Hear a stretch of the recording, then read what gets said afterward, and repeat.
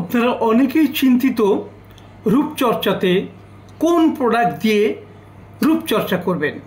রূপচর্চা করতেই কিন্তু পুরুষ মহিলা সবাই আগ্রহী, কিন্তু কিভাবে করবেন অনেকে চিন্তিত।